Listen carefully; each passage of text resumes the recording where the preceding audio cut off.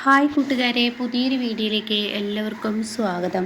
അങ്ങനെ തുടക്കത്തിൽ തന്നെ സത്യം പൊട്ടിച്ചിരിക്കുകയാണ് കേട്ടോ. ഓന്ത് സുശീല, അമ്മക്ക് പറ്റിയ പേര് തന്നെ. അപ്പോൾ പ്രതിഭയും വന്നിട്ടുണ്ട്, സോനയും ഉണ്ട്.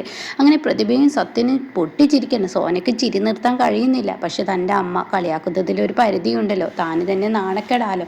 അങ്ങനെ ഈ സമയം സത്യന് എന്തായാലും ഓന്ത് സുശീല ചിഹ്നവും അതുപോലെ തന്നെ കിട്ടി. അമ്മയുടെ സ്വഭാവത്തിനനുസരിച്ചാണല്ലോ ഇപ്പം കിട്ടിയിരിക്കുന്നത്. എന്തായാലും ഇത് തന്നെ വേണം. എടാ നിന്റെ എടാ സത്യേട്ടൻ്റെ അമ്മയാണ് ഈ പറയുന്നത്. ആണ് എങ്കിലും അമ്മയാണെങ്കിലും പറയാതിരിക്കാൻ വയ്യ. എത്ര വെച്ചിട്ടാ മിണ്ടാതിരിക്കുന്ന ഒരു പരിധിയൊക്കെ ഉണ്ടല്ലോ. ഇപ്പൊ കാണിച്ചു കൂട്ടുന്ന അമ്മയുടെ ഈ തനി സ്വഭാവം ഉണ്ടല്ലോ, ഓന്ത സുശീല, അതിനനുസരിച്ചിട്ടുള്ള ചിഹ്നവും കിട്ടിയല്ലോ.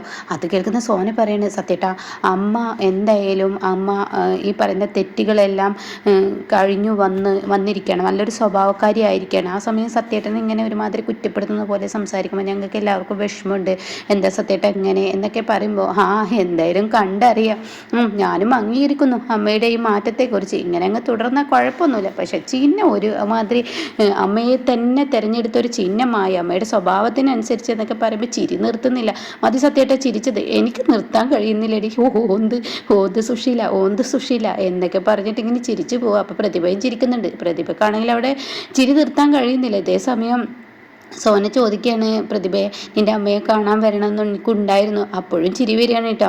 എനിക്ക് ഉണ്ടായിരുന്നു, പക്ഷേ കാണാൻ വരാൻ പറ്റിയില്ല. ഈ വീട്ടിലെ അടുക്കള ഭരണം ഇപ്പം എനിക്കായില്ലേ. അമ്മയും കൊണ്ട് അനുചേച്ചി നടക്കുകയാണ്. ഇനിയിപ്പോൾ ഇലക്ഷന് ഇറങ്ങിയത് കൊണ്ട് ഇനി അനുചേച്ചിയെ കിട്ടത്തില്ല, അമ്മയും കിട്ടത്തില്ല. അപ്പോൾ ഉള്ള ഭാരം മുഴുവൻ എൻ്റെ തലയിലായിരിക്കുകയാണെന്ന് പറയുമ്പോഴും പ്രതിഭ ചിരിക്കുകയാണ് കേട്ടോ. അപ്പോൾ ആ ചിരി കാണുമ്പോൾ ഒരുമാതിരി ദേഷ്യം പിടിക്കുകയാണ് ഈ പറയുന്ന സോനയ്ക്ക്. എൻ്റെ അമ്മയാണല്ലോ കളിയാക്കുന്നത്. അങ്ങനെ സോന അവിടെ നിന്നങ്ങ് പോവുകയും ചെയ്യുകയാണ്. പ്രതിഭ തനിയെ ഇരുന്ന് ചിരിക്കുന്നു കേട്ടോ. പിന്നീട് കാണിക്കുന്നത് മഞ്ചാടിയാണ്. മഞ്ചാടി കോളേജ് വിട്ട് വന്നിരിക്കുകയാണ്. അപ്പോഴാണ് അങ്ങോട്ടേക്ക് കടന്നു വരുന്നത് മാഷ്. ഇതിപ്പോൾ ആര്, ഇന്നിപ്പോൾ നേരത്തെ എത്തിയിട്ടുണ്ടല്ലോ. അത് കേട്ടോടെ തന്നെ ഞാൻ നേരത്തെ വന്നു. എന്തായാലും ഞാനൊരു കാര്യം പറയട്ടെ, ക്ലാസ് ഒന്നും ഇല്ലേ? അപ്പോഴേക്കും ക്ലാസ് ഉണ്ട് അച്ഛാ, പക്ഷെ 2 ക്ലാസ് ഇല്ലാത്തത് കൊണ്ട് ഇത് നേരത്തെ എത്തി.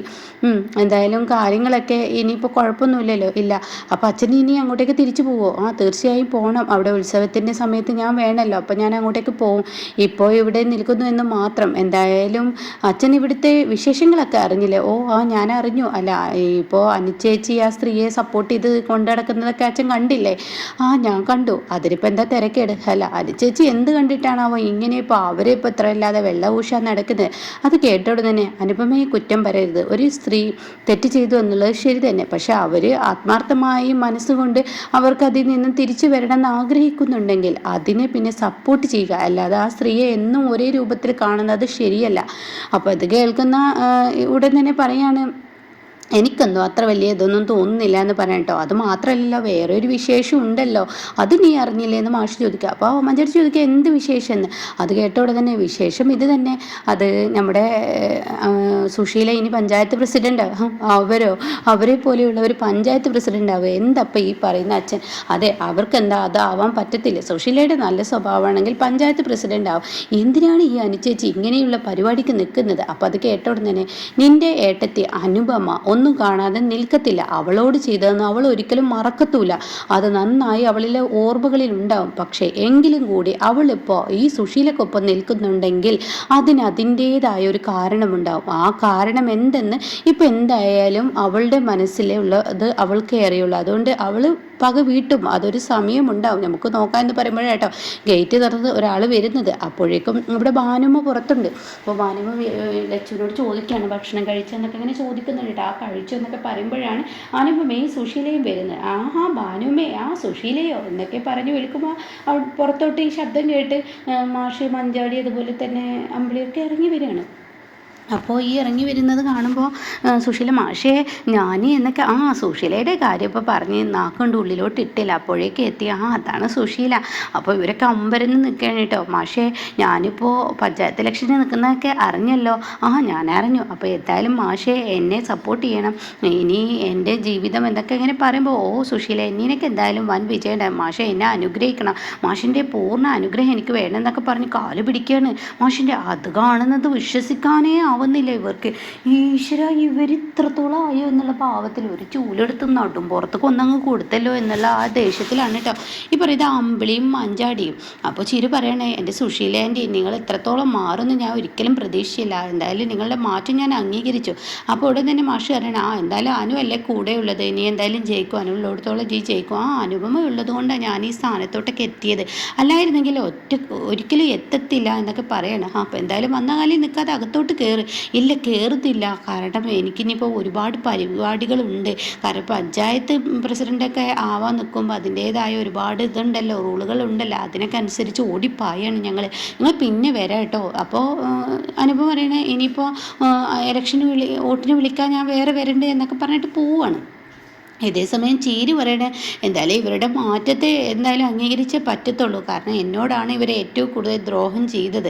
അങ്ങനെ ഇവരോട് ഞാൻ ശരിക്കും വൈരാഗ്യം വെക്കുകയാണ് വേണ്ടത്. പക്ഷെ ഒരാൾ മാറുമ്പോൾ നമ്മളത് അംഗീകരിക്കണം. അപ്പോൾ മഞ്ചാടിയോട് അതിനിടയ്ക്ക് ചോദിക്കുന്നുണ്ട് കേട്ടോ, മഞ്ചാടി നിനക്കെന്നെ വിശ്വസിക്കാൻ കഴിഞ്ഞിട്ടില്ലല്ലേ, നിനക്കെന്നോട് ദേഷ്യമാണല്ലേ, കുഴപ്പമൊന്നുമില്ല, അതും നീയും മാറും, മഞ്ചാടിയും പറയും ഞാനൊരു നല്ല ആൻറ്റിയാണെന്ന് നീയും പറയും എന്നൊക്കെ അങ്ങനെ പറയാണ്. പിന്നീട് ഇവർ ബൈക്കിൽ പോവുകയാണ്. അപ്പോൾ ഒരു ചെടിക്കട എത്തുമ്പോൾ അവിടെ നിർത്തുകയാണ്. എന്നിട്ട് അനുപമ എന്ത് നിർത്തിയിരിക്കുന്നത്, അത് വളം മേടിക്കാനുണ്ട്, ചെടികളെല്ലാം പുഴു വന്ന് കുത്തുന്നു, അതുകൊണ്ട് വളം അടിച്ചു കൊടുക്കട്ടെ എന്നൊക്കെ പറയാം. ശരി എന്നാൽ നീ അടിക്കുക എന്നൊക്കെ അങ്ങനെ പറയാണ്. ഇതേ സമയമാണെങ്കിലോ ഇപ്പുറത്ത് ഇങ്ങനെ സുകുമാരി വരുന്നുണ്ട്. അപ്പോൾ അനുപമ ചോദിക്കുകയാണ്, അമ്മ വരുന്നതെന്ന് ചോദിക്കുമ്പോൾ ഇല്ല ഞാൻ വരുന്നില്ല, നീ പോയി മേടിക്ക്.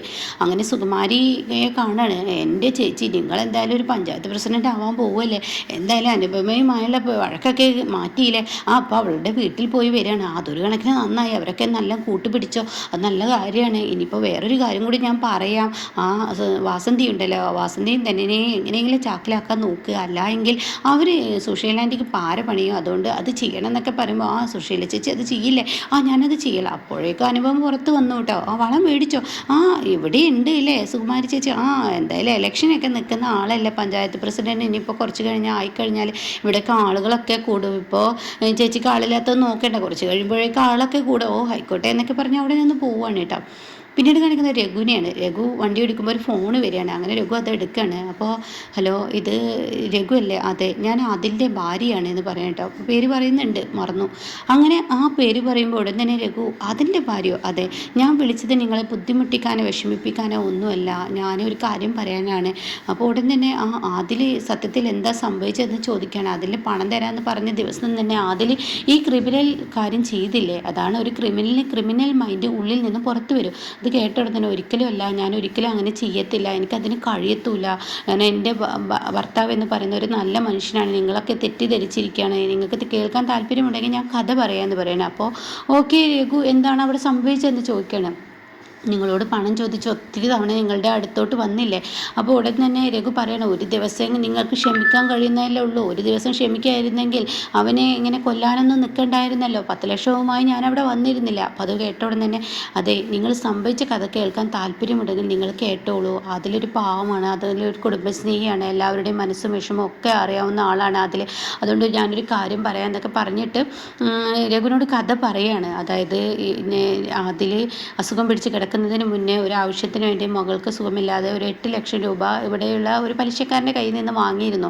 അയാൾ അതിൽ പോലീസ് പിടിപ്പിക്കപ്പെടുകയും ഇങ്ങനെ ഹോസ്പിറ്റലിൽ കിടക്കുകയൊക്കെ ചെയ്യുമ്പോൾ അയാൾ അന്വേഷിക്കുകയോ ഞങ്ങളെ വന്ന് ബുദ്ധിമുട്ടിക്കുകയോ ഒന്നും ചെയ്തില്ല. പക്ഷെ അതിൽ ഹോസ്പിറ്റലിൽ നിന്ന് ഇറങ്ങിയതിന് ശേഷം അയാൾ വന്ന് അന്വേഷിക്കുകയോ ഞങ്ങളെ ബുദ്ധിമുട്ടിക്കുകയൊക്കെ ചെയ്തു. അതിലാണെങ്കിൽ ചെയ്ത പണിക്കുള്ള കൂലി അവർ തരാമെന്ന് പറഞ്ഞിട്ട് തന്നത്തുമില്ല.